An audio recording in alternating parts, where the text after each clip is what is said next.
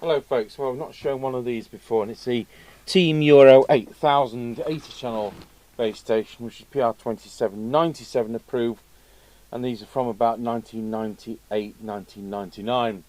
This has been a very damp box, so I've every reason to believe that the product inside has been equally damp. I've got two others of these, and they're in such a state that I've not been able to do anything with them. So I'm hoping that we can do something with this, unless it's full of water. And as you can see, we've got a very damp box, and I've no doubt we're going to have a very rusty radio.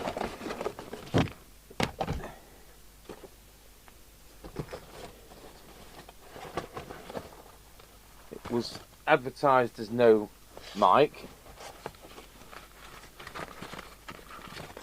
And what we have got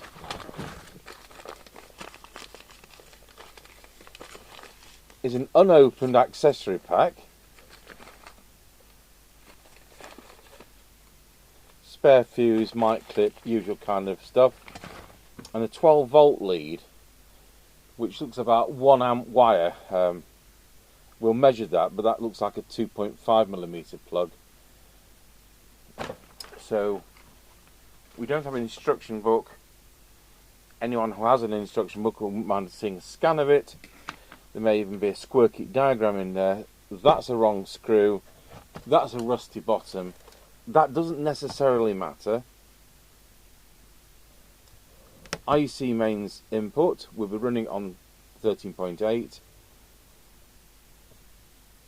This may be a very quick video. We open it up and, you know, look at the corrosion on the top. We have a circuit diagram for the Team Euro6000, which is the German version, and it's going to be something like, not that that's the full lot, it's not printed right, but there you go.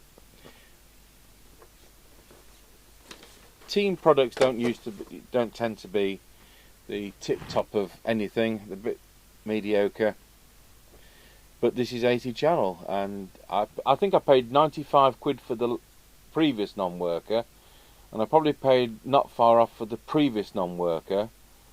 So even in a state, they seem to be holding a value. Of course, I've no doubt there's people on here who say, oh, I could have sold you one for a £5. Well, you might still have to. 3rd of November 2025, Team Euro 8000. I mean, this might be so full of water that we'll run it through the dishwasher and then the whole thing in an ultrasonic cleaner just to try and recover it. I don't know. This video may be in several parts. I can't put that much time in. We've done the SWR meter for the trucking and farming business today, and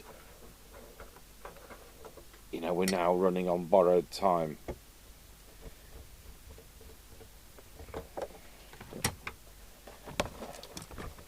So why would somebody put these screws in, which look like they belong to a computer? Because they hurriedly put the lids on when they decided they wanted to sell it, and they've had it under a bench or in the garage or in the coal cellar for decades.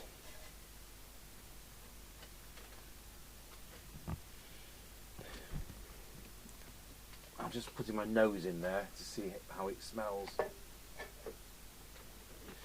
Well, it's better on the inside than I was expecting. I think we can take this bottom off and we can inspect the bottom.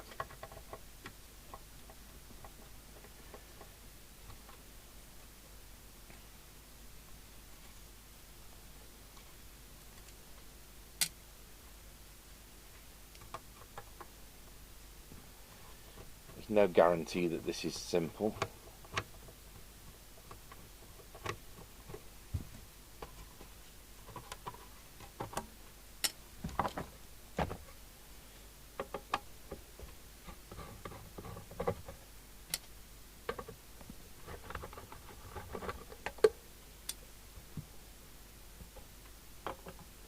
dread to think what we're unscrewing here.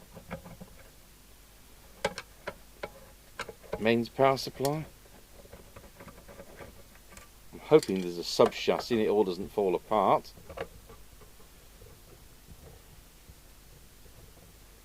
But I must see the reverse side of that printed circuit board. You know what? That's better than we all thought, isn't it? There's no corrosion on there. It's all there, it's surface. So let's have a look to see whether it's had any work done in inverted commas. There's a little bit of damp, but it's not worse than you would it's much better than one would expect.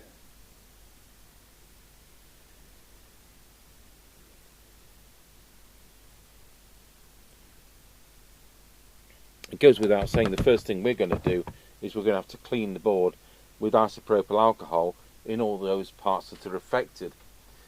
So I'll go and fetch that.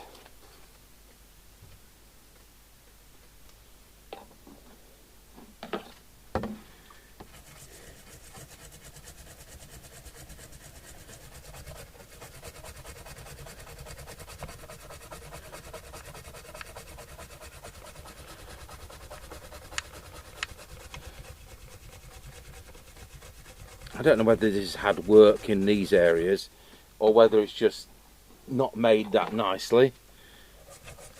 I possibly suspect the latter.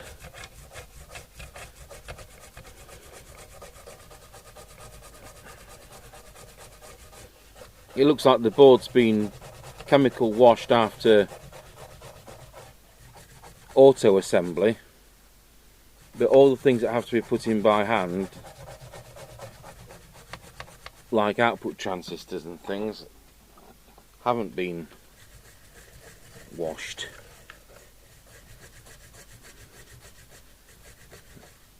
Bit of definitely got rework round that IC. Mr. Blobby's been there.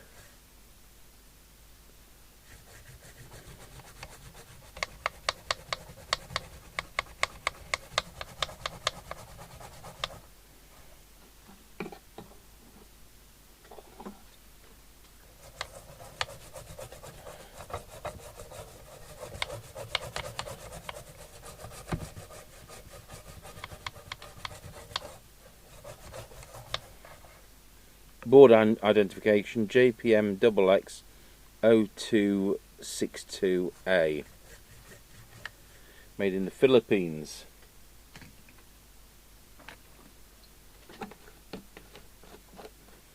Now I'm going to have to wait for that to dry a bit.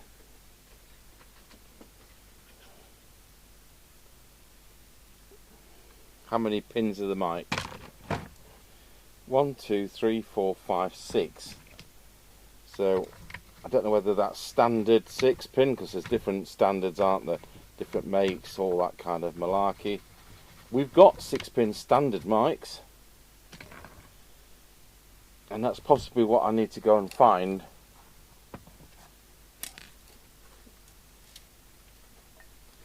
What was that? Fell out. Something did. It's only got a 2.5-inch speaker in it, you know, which is not very generous. The power supply is actually on the main board, so this is designed as a base station. This isn't a mobile pressed into service as a base. So the AC comes out of the transformer and it actually goes into the main board where there's the bridge rectifier and all that. So there we go. There's only the Fidelity 1000, sorry, I start again. There's only the Fidelity 3000 base station which I can think of as being a dedicated base station board. It doesn't make it better, does it? But it just makes it more compact. The synthesizer is on the front panel.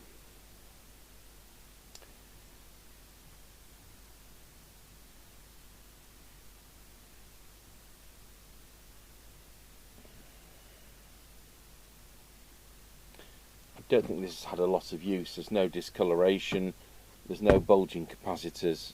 I just think it could easily be a return that has just ended up in a garden shed with no roof. I'll go and look for a standard 6-pin mic. I think we've got them on our pile of mics. The only 6-pin mic we've got is a Midland one, so no idea whether it's compatible.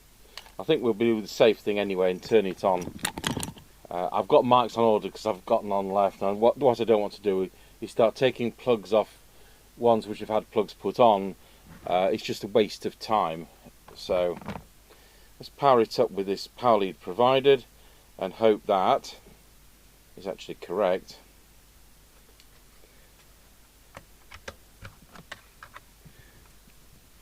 I'm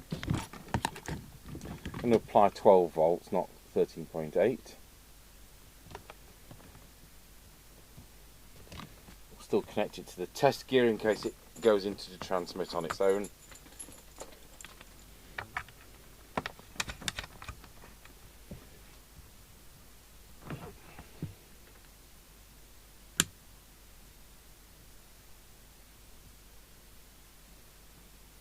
Yep, right, well, that does a lot, doesn't it?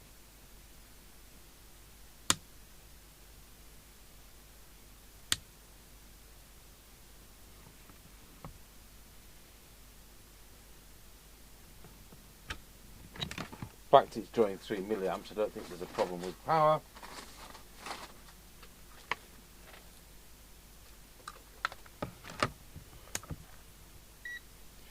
Assuming it's centre positive.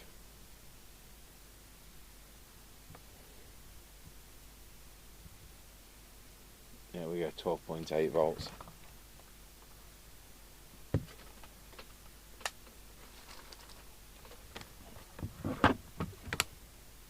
And it says it's centre positive on the back. Oh, we're not switched to 13.8. So there you go. That may make all the difference. And we are lit up.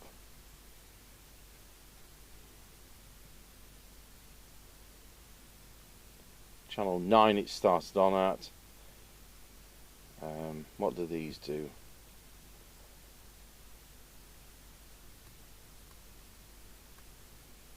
That's the band. So it's on 2779125. There's no backlight. Don't know what ML.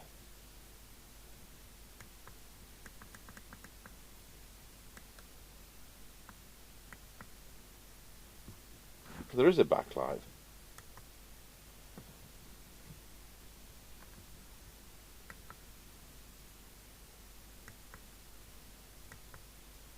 Absolutely no idea. Oh, it's scan that.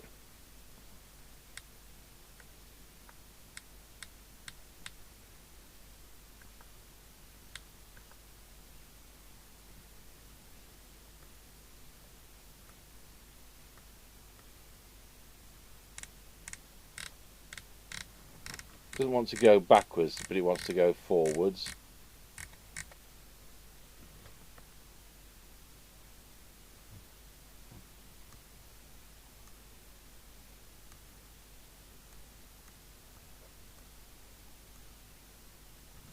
Right, we'll plug this mic in. It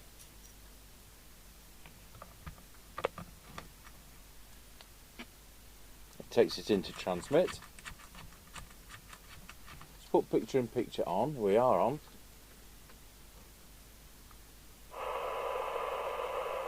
We've got a receive.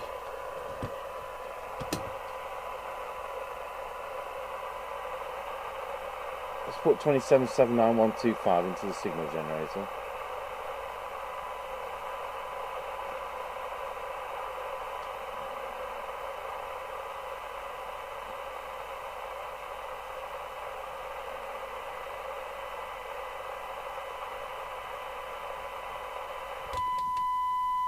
That's 100 microvolts.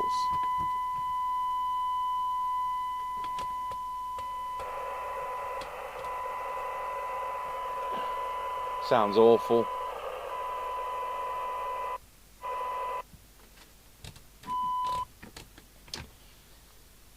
Right, let's see what the transmitter's doing. Well, it is transmitting and it's doing 2.3 watts. We're on 12 volts, so let's pop the power up to 13.8. We're now doing 2.4 watts. Now there's something about power here.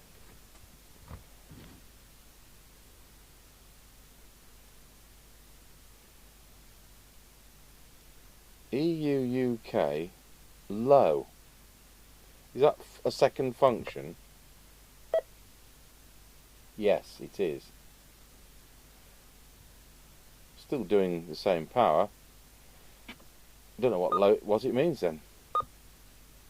Second function, not low. Is that dual watch? Expect so.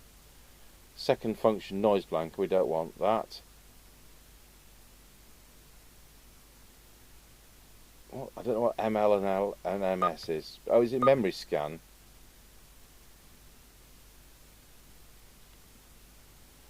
Anyway, it bangs across the meter saying it's doing 4.5 watts, but it's actually doing 2.3. But I'll tell you what, this works so much more than the others I've got.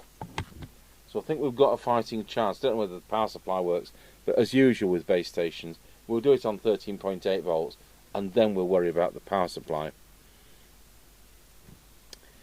So it's also safer to work when there's no mains kicking around. Right, well, I'm sure I did the right thing by cleaning the board. Otherwise I think we'd have had nothing or worse. So because it's 80 channel, I'm going to do it over the 80 channels, which I wouldn't normally do because it's for me, but I will do for the demonstration. So it's going to be CPT channel 1, it's going to be UK 1, and that's going to be UK 40. It's an FM only set, of course, because it was made to 1998-ish, before 2014, when we were able then to use CE approved radios with an AM capability. This is CE approved, but there you go. I wonder if it's fake CE approved. So I'm very glad that the Midland mic appears to be compatible. Whether or not there's any audio on it is another matter. Let's have a look. Wow, you know what? There's audio on it as well. So for as far as this test set goes, it's 2 kilohertz. Frequency. Let's have a look at that. Did I tell you I've only got 35 minutes? I'm sure the time's about... Oh. I'm sure time's up, but I'll just battle on, get some parameters down. 27,79133. It's virtually spot on. 27,79133. Just slightly high, which is ideal. The meter on the front says 5. The meter lamp, I think there's some lamps out. Doesn't have PA. Doesn't have a mic. And we can hear through its speaker. So we're going to go to UK channel 1. So channel switch right hand only, so that needs looking into. So rotary shaft encoder, so only, it's really an up down switch, but is a rotary knob. So we want channel 40 and see what the power output is. It's 2.3 watts. And on channel 1 it's 2.35 watts. And then if we go over to CPT, channel 1, it's 2.4 watts.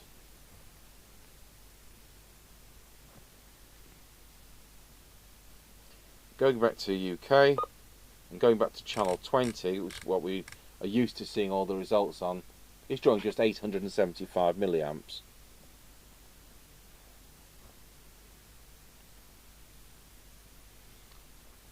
Okay, let's go to receive. So we can carry on with this being spot on, 2779130, absolutely fine. And let's put 100 microvolts on and see what the meter says, or what we need to put on to get an S9. We see that just about. It's for S9, if I don't press some daft button.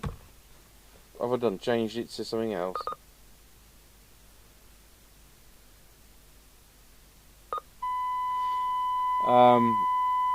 It is 240 microvolts for S9. So that's what you call a meter that's a bit ungenerous. Right, let's plug our test gear into the extension speaker socket. Let's hope there is an extension speaker socket. There is. So who's impressed that most of this corrosion is cosmetic?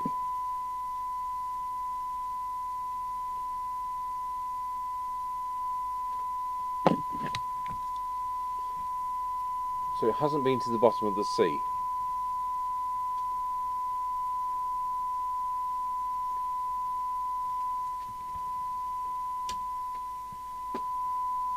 Right, let's see what the cyanide is. I better turn the squelch down.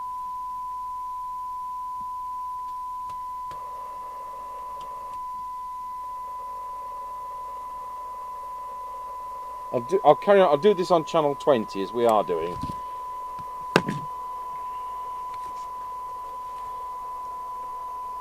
You know what? I won't. I'll reselect channel 1 because that's where we're going to tune it to, in the centre of the band.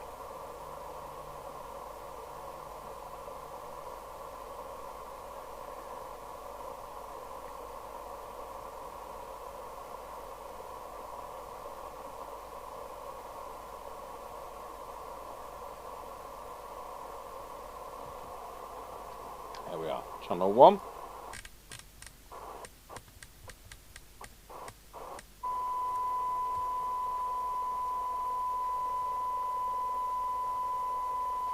And it is 1.35 microvolts.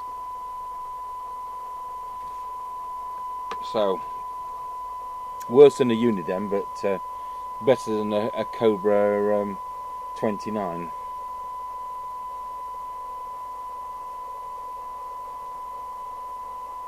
Uh, 1.1.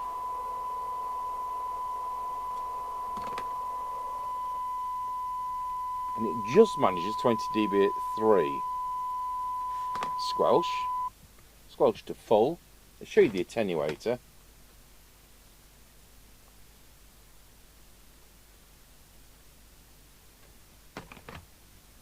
So I want it to open at 100 microvolts. It opens at 140 microvolts. That's not far out.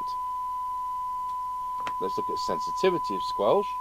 So we'll turn the attenuator right down to 0.3. We've got the signal generator on standby. Set the squelch on the radio. Signal generator on.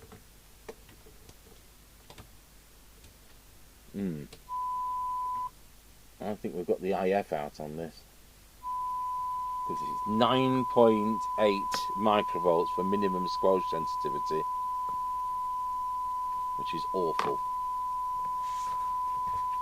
The potentiometers are all okay. So I've gone and ticked the sockets, which are also oil. Don't know about the switches, but I think they are. But I can't verify that yet. Let's have a look at transmit. So I've got to work out where transmit is. I could look at that circuit diagram and write all this out, which I might end up having to do. Unless, of course, they've labelled some of them.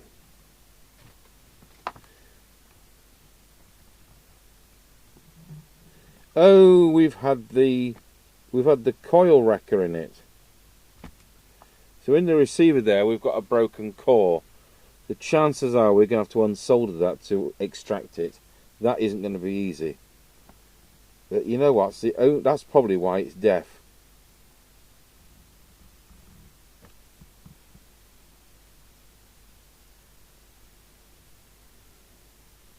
So this is clearly the transmitter. It says deviation there. It says transmit meter. It says squelch, receive meter, voltage regulator for the power supply, modulation. Now that's interesting because it doesn't have AM. But it probably does inside for other markets. Which is a shame, because if it isn't pure FM, it's not going to work as well, which we've found, haven't we? Yes, Mr. Tango, that's what we've found. Right. Well, the transmit line is up here. We're on channel 1, so we're in the centre of the two 80 channel worth of bands. Equally, we could be on channel 40 of CPT, but I'd rather tune it on channel 1 of UK. This is never going to be used on CPT by us, except for a part of the demonstration.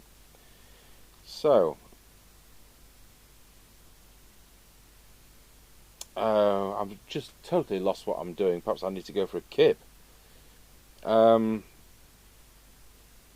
Transmit. We want the main meter, move it from where the mice have put the camera, go into transmit, and let's see if we can get a bit of something more. Perhaps we won't. Is that the right tool? I don't think it is. No, that's the right tool. 1.5mm for these. Well, I'll tell you what, that was out for a start.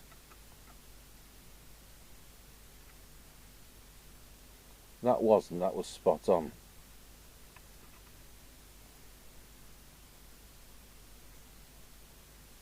That was out. There's probably one under there if I can feel it. It's also probably a wider one, so we'll use the other tool. Oh yes, that's brought it up. That brings us to 3.5. I think that's your lot. There might be some airspace coils with some fine adjustment for not doing this coil stretching exercise, but it'd be nice to get 3.6.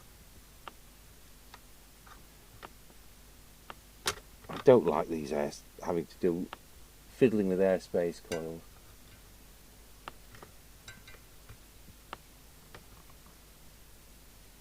That's definitely the correct position.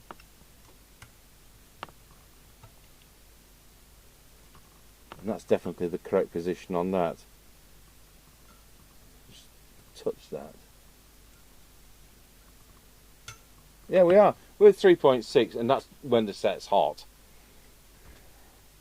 So that's about what we'd expect. We'll come back to that. I don't want to write it down when we haven't. It's unfair to do it when the radio's hot, because it might be doing a bit more. In fact, it's very likely to be doing a bit more. I still don't know what this low means on the. I'm just gonna press it again. Function low.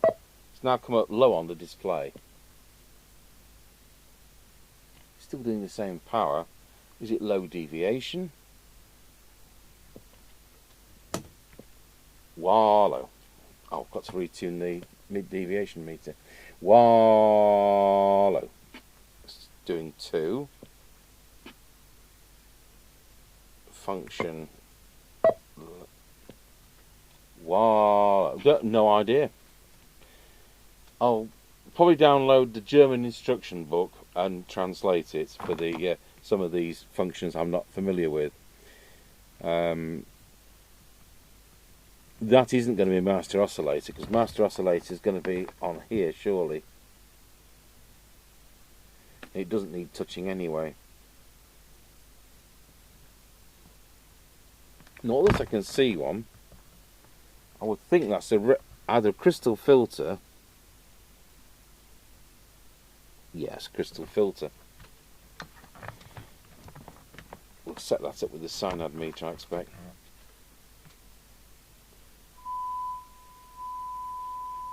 I think what we will do, we'll just do the deviation. It might be right.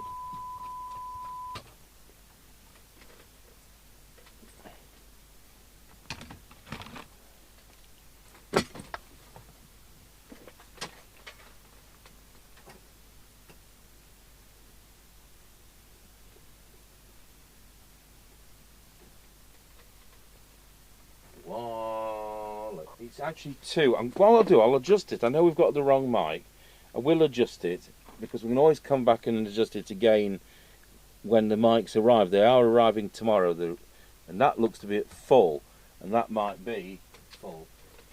What? It is, it's full. So that's fair enough. It's 2 as a peak.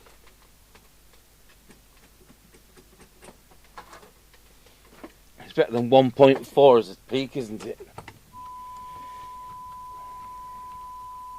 So clearly we've got a problem with this core.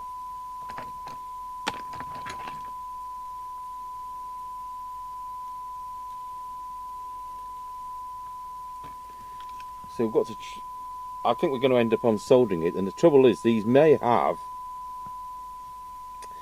capacitors underneath, and you can't, you know, it could be a situation where you can't get from the underside.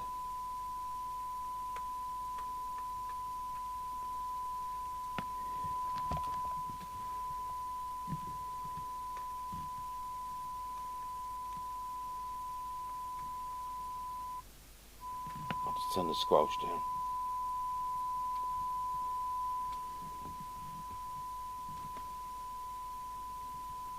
I think we'll do everything else.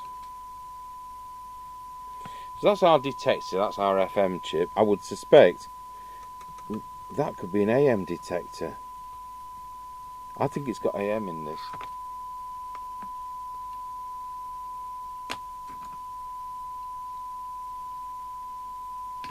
We'll go through it anyway. So I'll put the oscilloscope on. Let's have a look at the oscilloscope.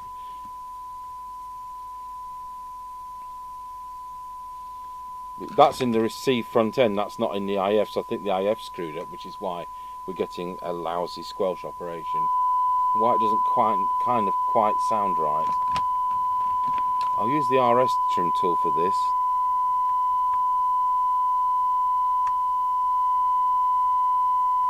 So it was out on detector, but whilst I'm on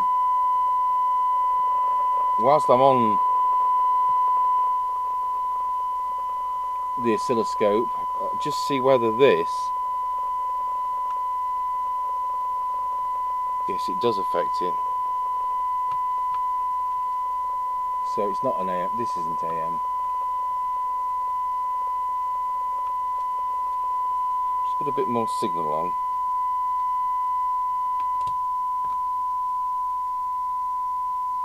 But I'm going to turn the meter sensitivity up in the hope I can see this move on this meter as well as the test instruments.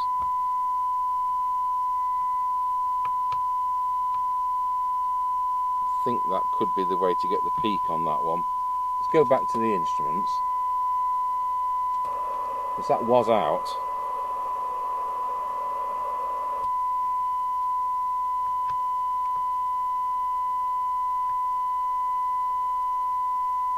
That looks right. I'll just check again with the meter on the front.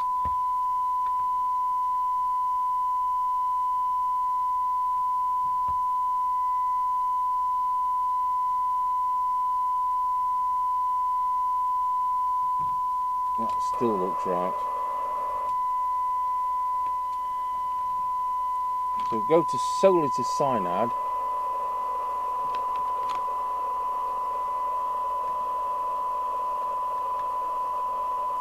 That we can't adjust. Let's try that one.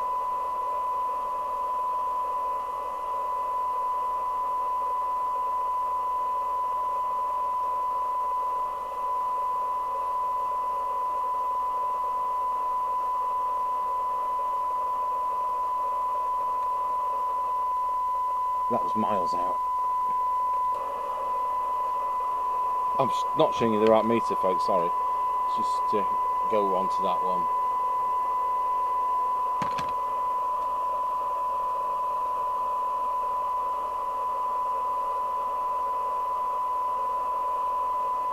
We're going to do that probably with the second signal generator. Let's just see what happens. I can't think it's going to be transmit frequency because this is going to be receive. I'm going to key up. I'll just go to the frequency counter, make sure it doesn't affect that. It would be bonkers if it did. It's just in the wrong position. It's like looking under the exhaust pipe for the clutch. For those of people who know about cars with clutches.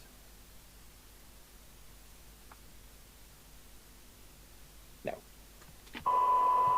So that's setting the frequency of the IF. So that's a crystal filter. This is the 10 point whatever for the receiver, because it's not coming from the synthesizer like it would in a UK set. So we might be able to set that with the cyanide meter, or we can always double check, especially if I find the cyanide meter. Should be camera 4, it is. I'm going to have to reset all these again, and then the mice will come and adjust them. Wow! Yeah, we've set the frequency with the, you know, that's where it was, that's where it is. It's obviously on frequency. I don't need to mess about with other tools. Has it fixed the squelch problem? Let's put the signal generator to standby. Is it better fix the squelch problem, because that coil has nothing to do with the squelch. So I've set threshold on the radio. Signal generator back on. Well, it's not the best squelch in the world, but it's coming in at 2.5 microvolts, which is probably about how these perform. Right, well, I'm glad about that, because it's, you know, we're not on a knackered set situation. Just see whether I can move this at all.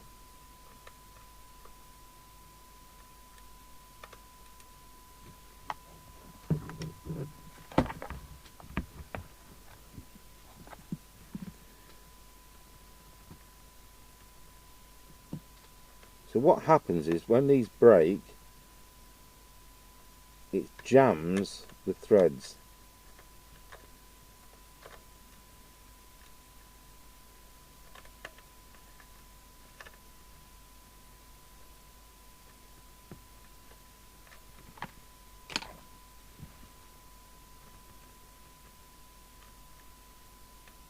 If I unsolder that, you know, I really think this is going to be one which has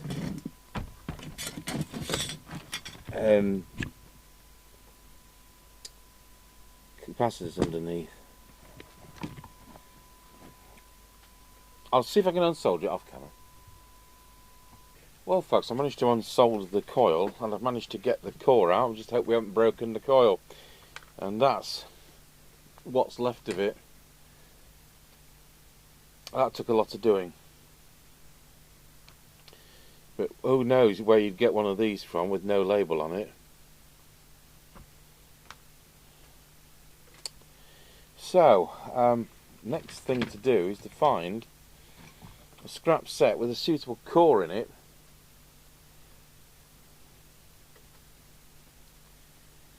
These are smaller than newer sets. I think we've got a box of scrap 90 sets, which we were kindly given. These Palmer ones, this is very much incomplete. They've all got the reference crystal missing. But I would think that some of these cores are going to fit.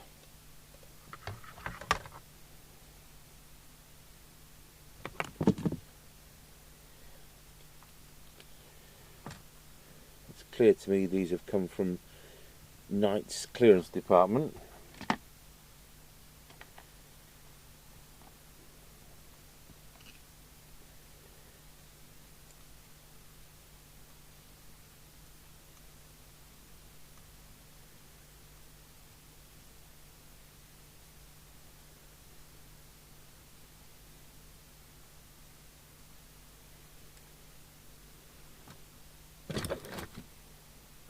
just got to hope I'm knackered up the coil getting it out.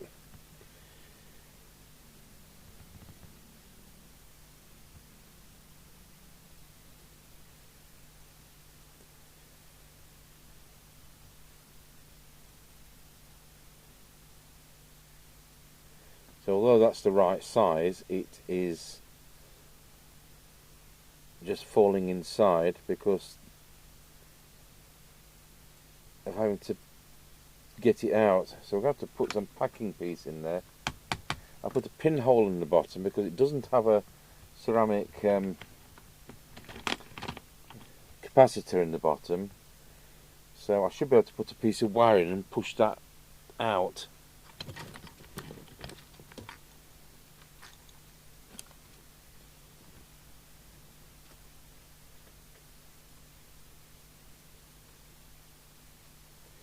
Just like that.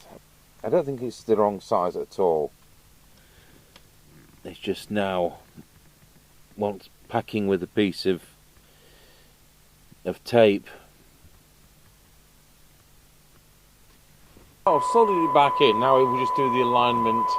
What I've done is to pack it with a piece of polythene off a packet so that it has no effect. I'm going to have to be very, very careful not to push it down.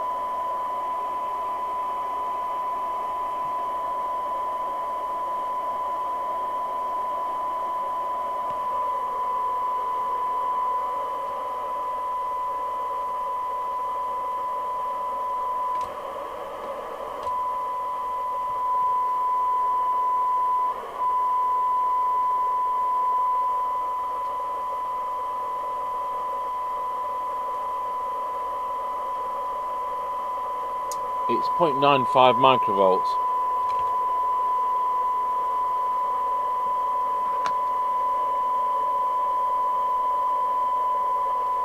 Just check this once again.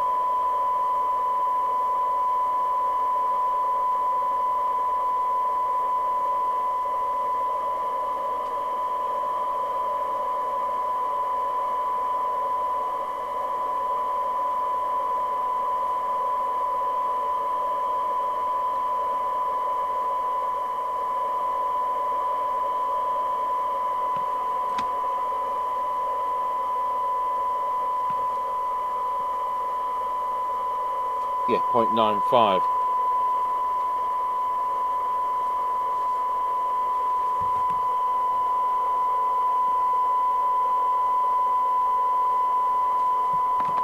So it's about on a par with where a uniden set is. Right, well, is the squelch any good?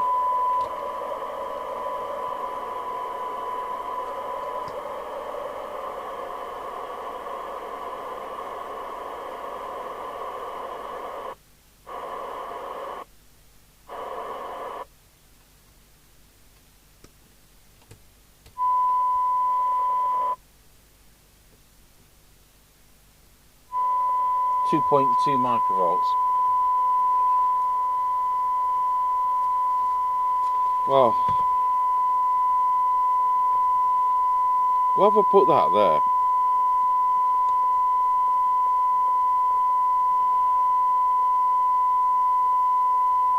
.2 microvolts goes there.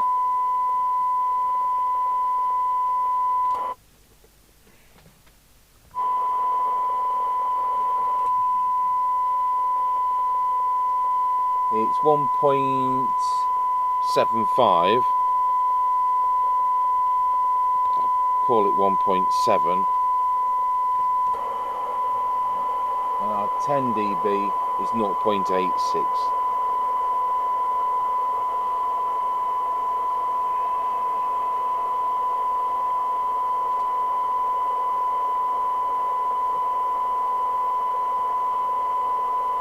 Right, let's have a look at transmit power. So, we're on the right meter? No, we're not. So right now we are on channel 1, UK.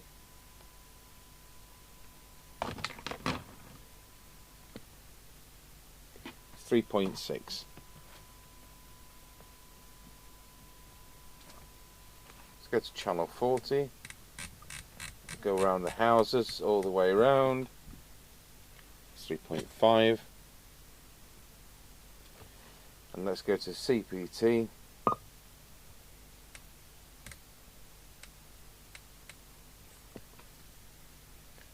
It's 3.8. Doesn't have low power. And if we go back to UK channel 1, it's now 1.04 amps. That's better than 2.35 watts. Not exactly 4, but it doesn't matter anyway. It's neither here nor there. So, it needs a design as a CPT set, so it's going to be nearer 4 watts on there. Right, can we see if we can set a few other things up? So I want the transmit meter to read 4, even though we know it's doing 3.6-ish.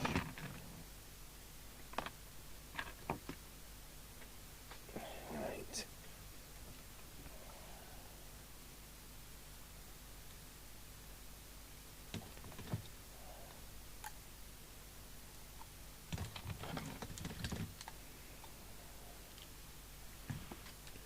So transmit meter's that one.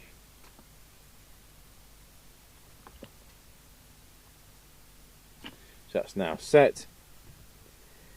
Receive meter, let's put S9 on there.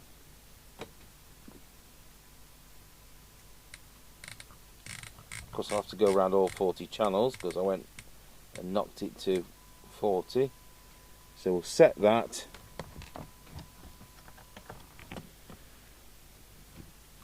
To read 9. Don't know what I pressed there, but these did something. Oh! Up down works. Off the Midland mic. I can go backwards.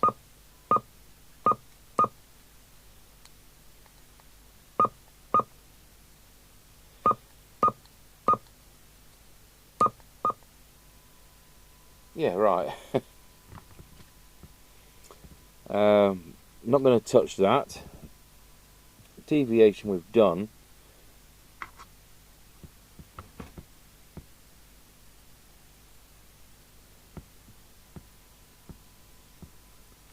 We've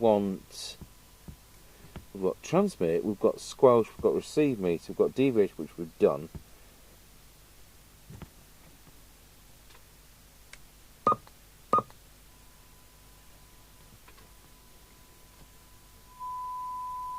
Let's do squelch. Squelch to full. It's now right. So now I've done the IF. It's coming at 100 microvolts. So that's fixed the squelch. So I'm not going to touch the squelch preset.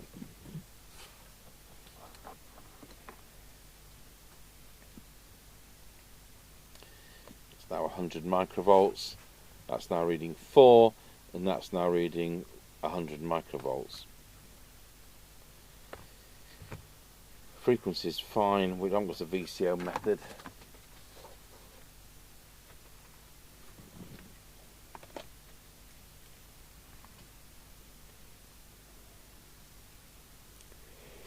Well, I think we need to reinstate the power supply.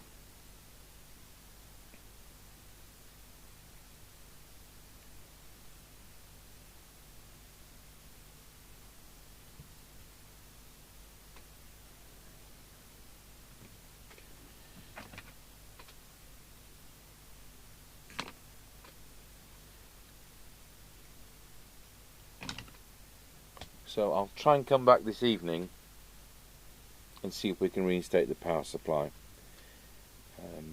Hoping we can just plug it. I hope it just works, and all we'll need to do is to set the voltage up.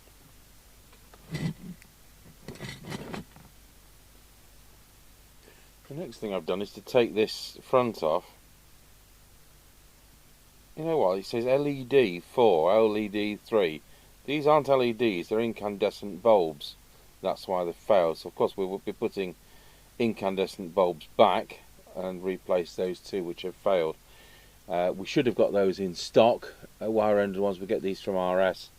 So I'll do that, and then we can look at why the rotary encoder isn't going down and only going up. This is a right faff, by the way, to get the front off. And I don't know whether you can see, but the factory hot glue gun's been busy. So having got this board out, taking the two lamps off, they're very difficult to unsolder with it being a double-sided board. At least it's fiberglass. And by the way, this frequency adjust trimmer is just there. But of course it's already spot on frequency, we don't need to adjust it. I thought it'd be on the front panel, but when I can actually get down to it, you can actually see that. So I'm hoping by putting a 0.7mm drill into a pin vise, we can actually drill out these holes, because they're not going to unsolder. Just need to go smaller than that.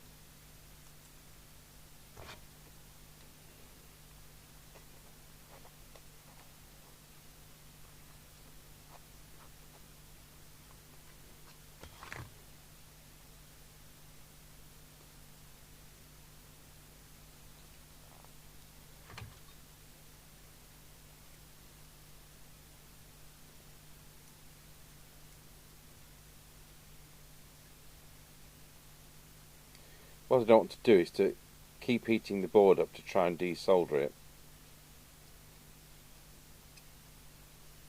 So hopefully we can do it this way.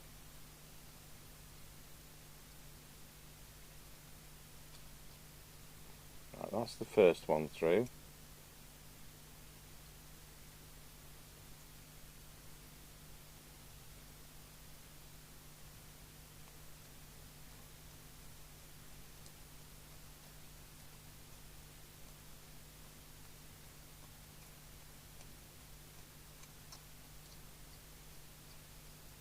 And that's the second one through. So that's the gist of it anyway.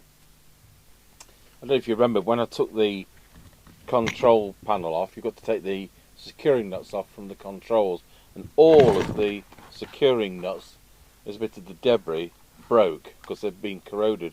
So what we're doing is we're taking some off a very low hours illegal AM set. See, these are useful.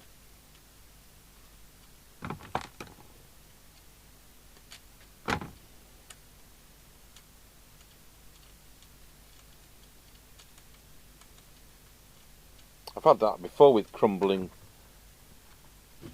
control nuts. Quite fun to get in, of course. I tend to get them on square and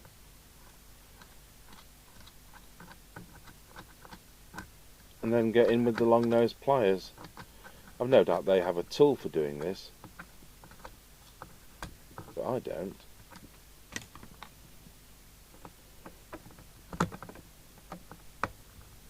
Don't intend you to take these apart, do they?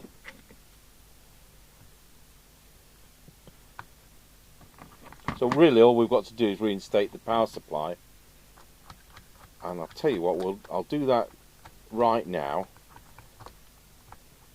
Let's get a bit more on.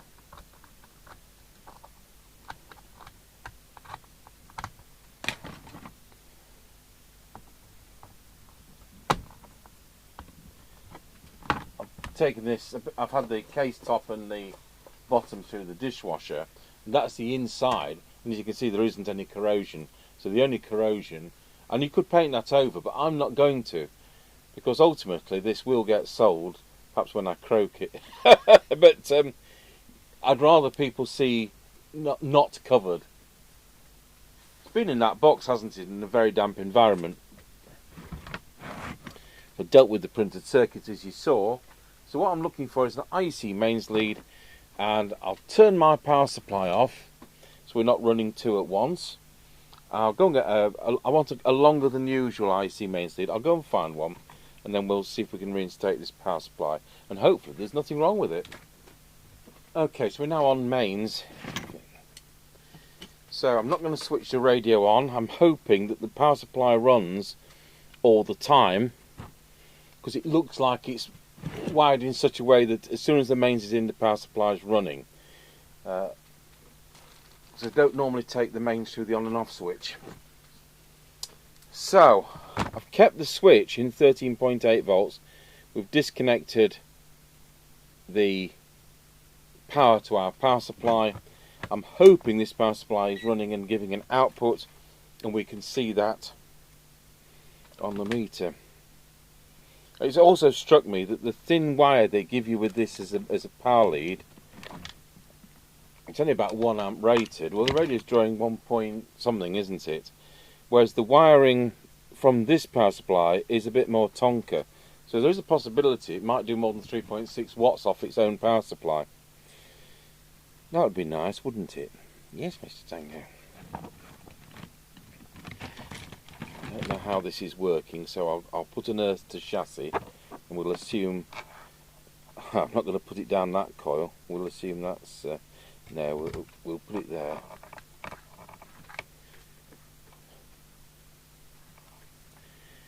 So,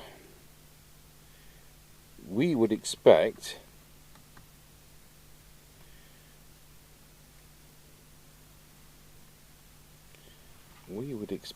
what? Is that power supply?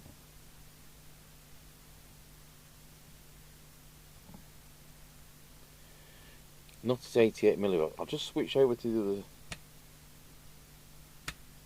23 volts. So that's like unregulated.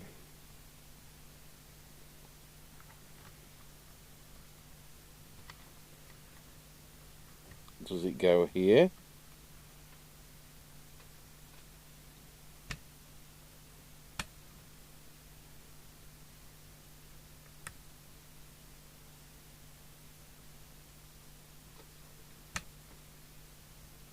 We are lit up off its own power supply, but I haven't yet got a voltage. So that's going to be still 26, 21 now. I need to know what this output is.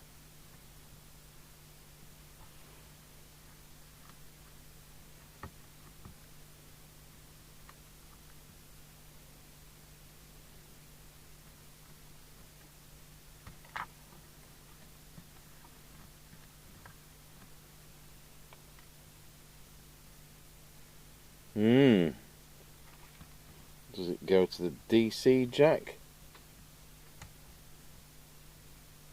No.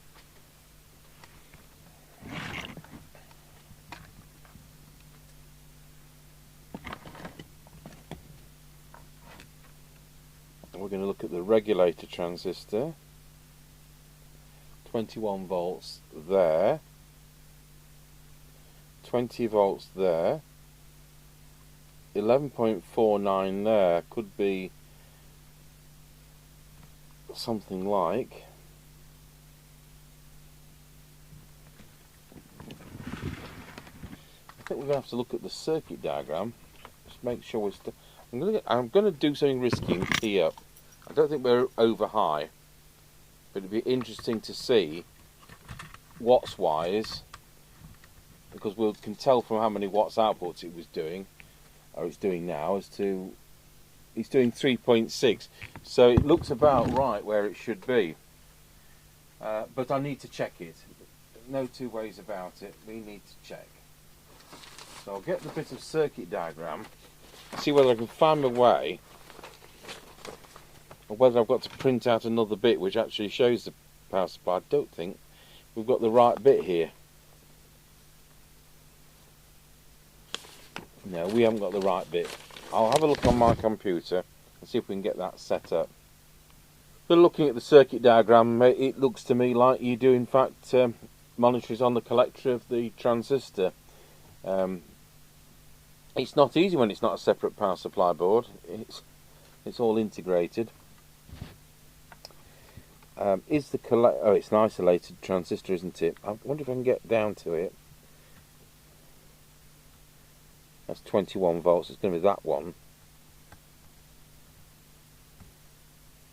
That's 21 volts. It's the centre one. So it looks like we're at 11 point something. So I'll monitor it and very carefully adjust the preset.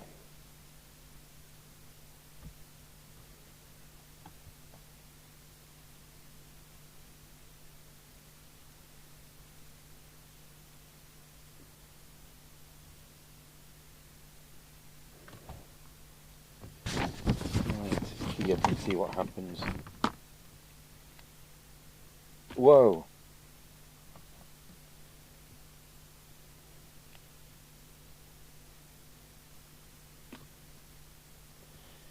Well, that's the best thing to do. The power supply is running at about 12 volts, and the transmitter is now doing a full 4 watt output.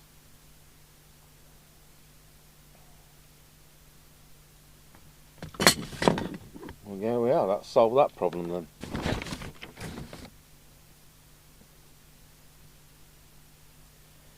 The next day we've got a microphone, hopefully, from a wholesaler, and I'm just going through for this for dry joints. Put it all back together, no transmit, no receive, and then I take the bottom back off, and there's a wicked dry joint. I don't think it's anything to do with what I'm... Hang on, what's that part missing there? How bizarre. It's like somebody swapped the radio overnight.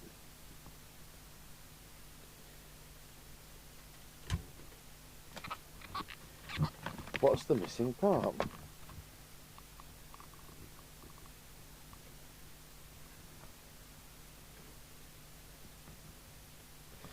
Some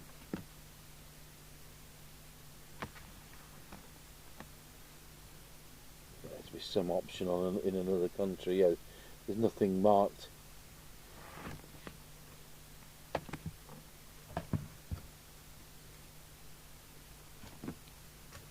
The VCO plugs in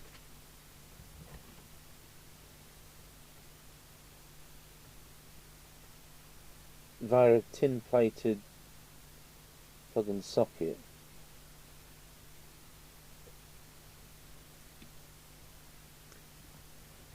A quick wiggle and it comes on and goes off, and comes on and goes off. So I'm just looking for dry joints.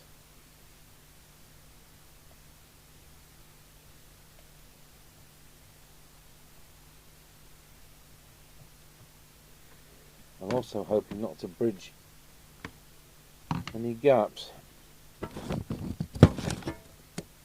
Where's the solder sucker gone? The floor. I'd hate to have to take the front off again.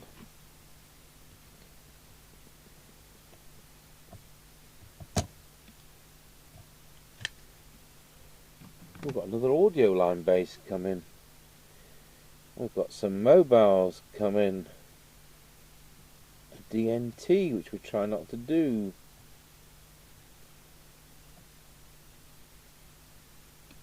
And some others I've already forgotten about. Oh, I think there's a thunder pole. Yeah. Let's see where these connectors are. It's this here.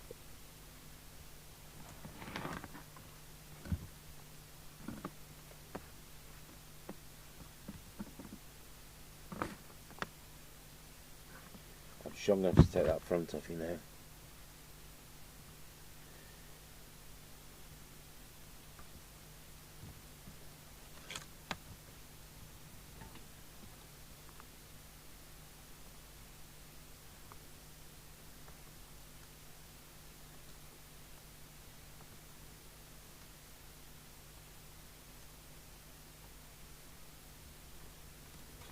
Let's see whether that now works. I've got problems with that channel selector switch as well. It was alright when the board was out, but it's not alright now it's put back in.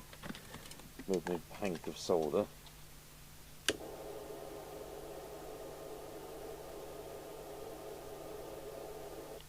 It's certainly not working at this point.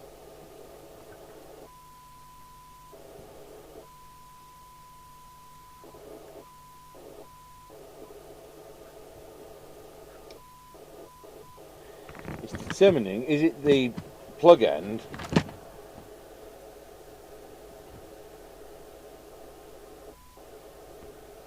or is it where it's soldered into the radio end?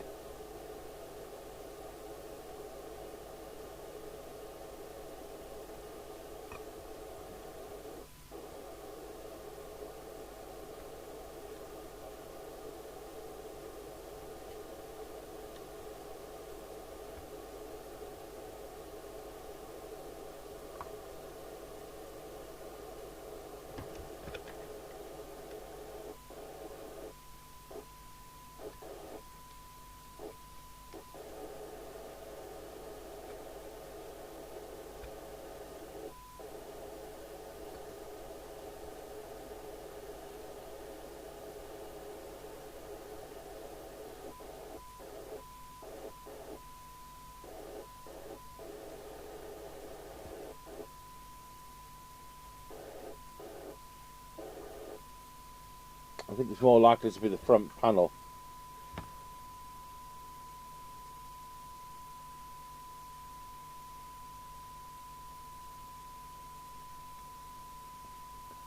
Well, that's going to be fun because that's 40 minutes work taking it all apart again. So when we get back into it, it's the screen lead coming from the VCO, which is actually was dangling on by one wire and just touching periodically. So that's the problem. I'll get that soldered back on. The rotary shaft encoder is broken. That's why it's only working one way.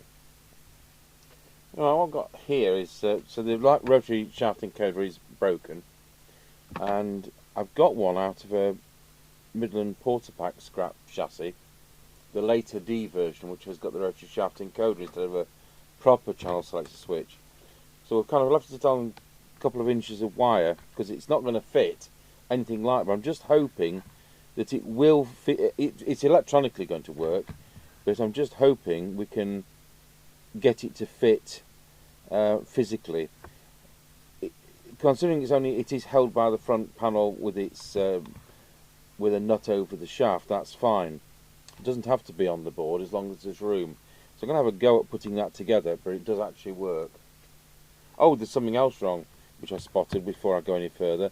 The speaker's not working at all. Well, folks, I've put as few bits as possible back, and then we'll get it tested. It's guess as to which way round the control wiring goes. So we'll see. I've got two chances, haven't I? It's either the right way round or the wrong way round. But it's not that difficult. I've left most of the screws out, just enough to put it together. So I'm going to want my mic.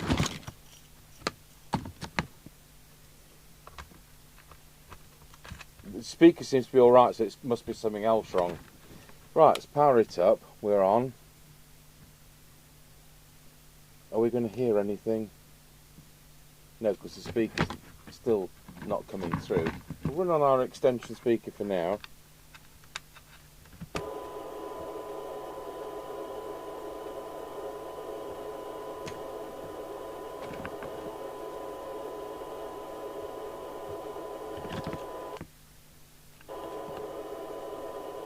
Okay. Try to turn the volume down with no knobs on it. So here's the thing, are we going backwards or forwards? We're going forwards.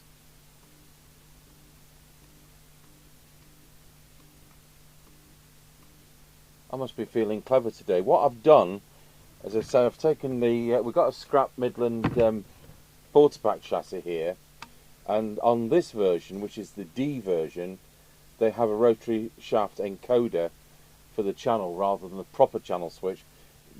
So these always boot up on channel 9, as you're well aware. I think this one's been underwater, which is why it's a scrap set. So taking that off, it's on its own subboard, whereas the one that is on here it looks a bit like a potentiometer, and it has 3 legs coming out of the bottom, but one of them has snapped off. I expect the radio's been dropped or bashed with a hammer or whatever. So it works, but it's broken because we can only go one direction. So what I've done is, because these mount on the front panel anyway, we've got the rotary shaft encoder off the Midland there, and it's totally different mounting and all that. It's on 6 connections, but at the end of the day it only has 3 real connections. I've drilled a 1/4 inch hole in the printed circuit board because I can, and that hole is there,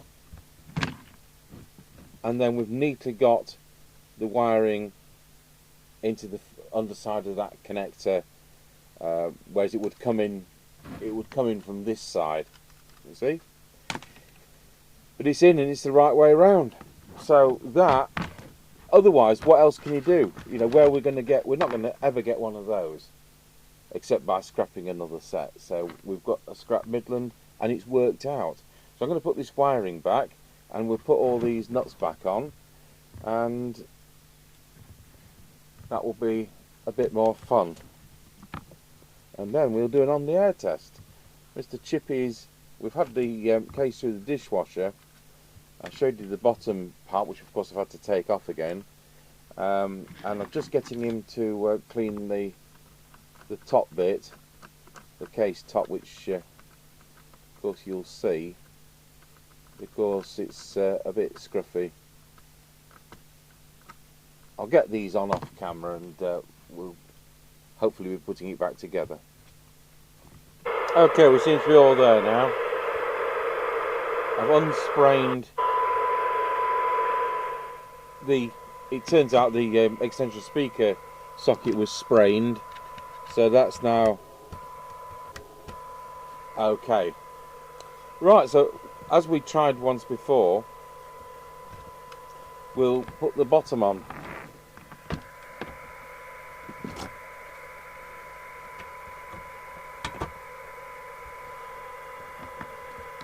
I think this is the 3rd time I've put it back on.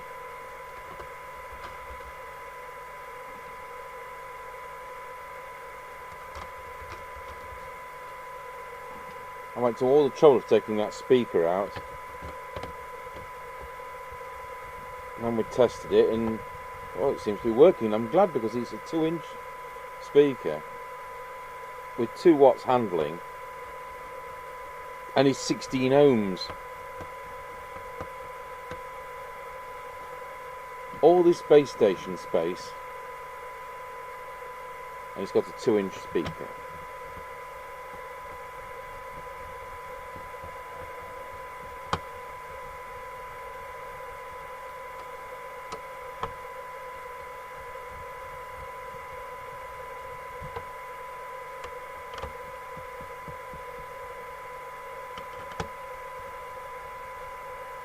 So we want 2 screws for this edge.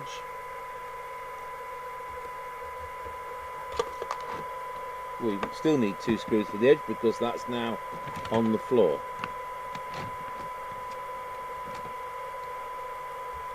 And we want 1 screw in this side.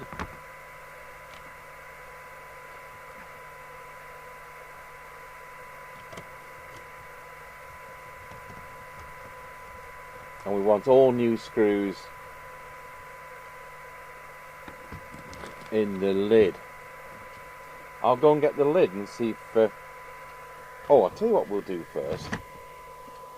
Still in the test set, I'll just check we've got the deviation where it should be, because it was on the other. 7/9. Wallow. I just want to try a new mic with it. We're running on this Midland mic, which I think is Electret.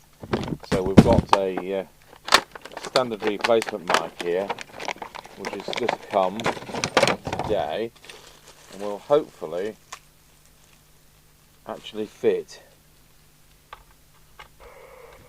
Well, a good start, because at least we've got receive going through.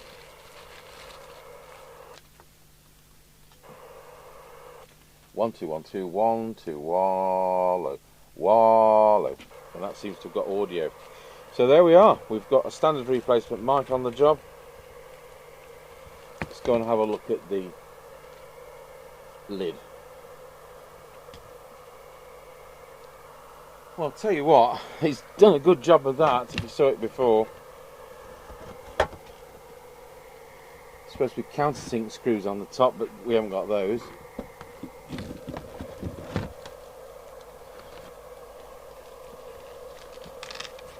We'll use the RS ones to be posh.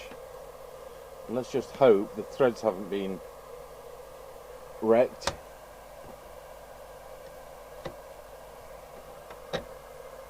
Oh, they're different. They're probably a thicker gauge on the side. How frustrating. See whether that fits in the back.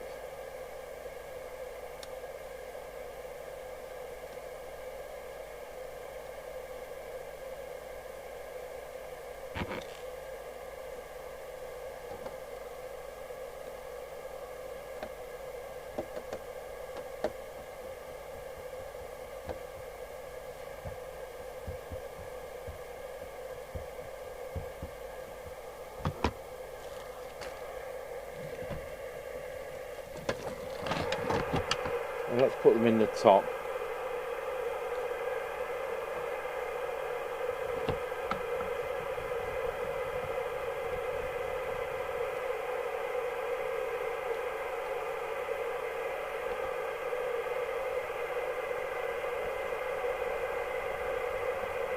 We have got M4 screws, but I don't think they're on this bench for the side, if that's what they are. These are M3.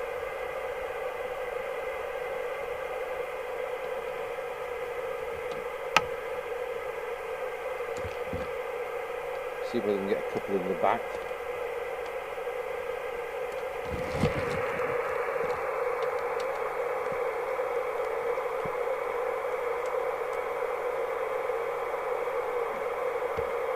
I wonder when this last worked.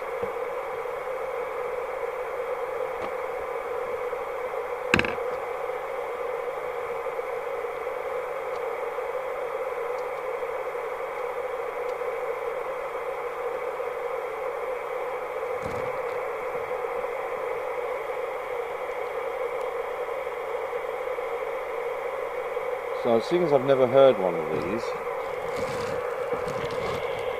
and looking at the capacitors, the way the power supply is done, it's got a 4,700 microfarad, but it's not the type of capacitor that's intended for power supply use. It's more of a general purpose one. So I don't know what its ripple rating is. Just slacken that off slightly. Seem to be struggling putting this last one in.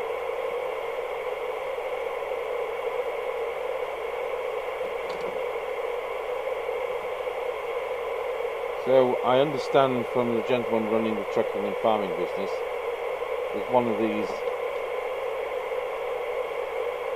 in a batch in the next batch from him.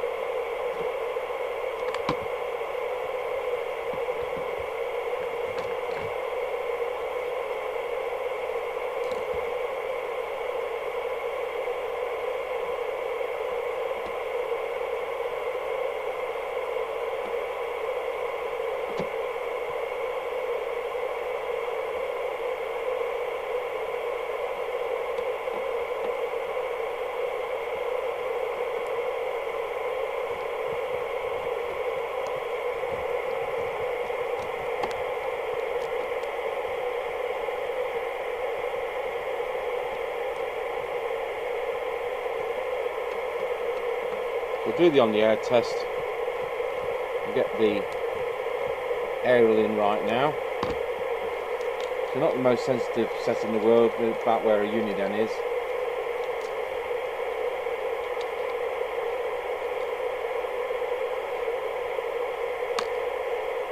sure it's going to work okay on our test. It's the only 80 channel one I'm aware of ever produced for the UK market.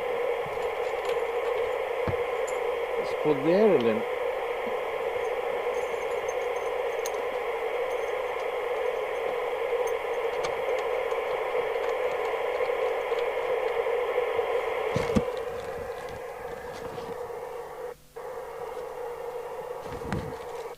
Nano Roger.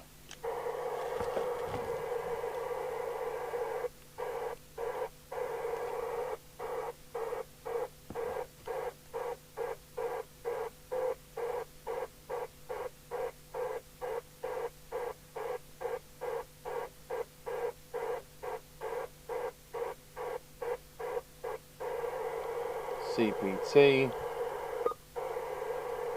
Oh, that was CPT. 19 Roger.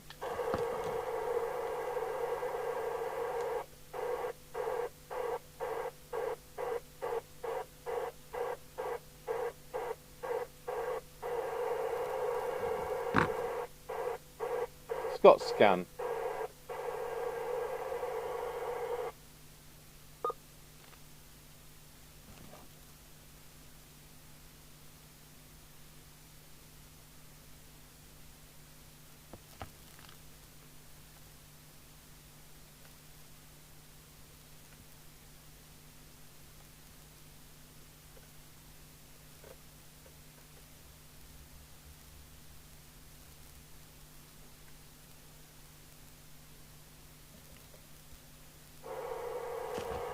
Roger.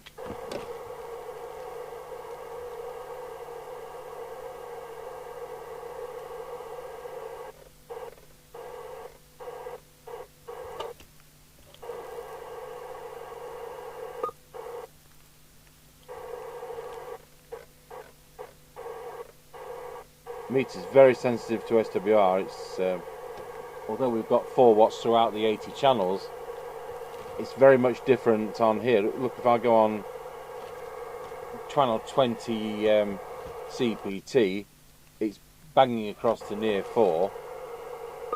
If I go to channel 20 UK, it's banging across to about 3.5. But it says, oh, it says 1.5, but it isn't. It's still doing 4 watts.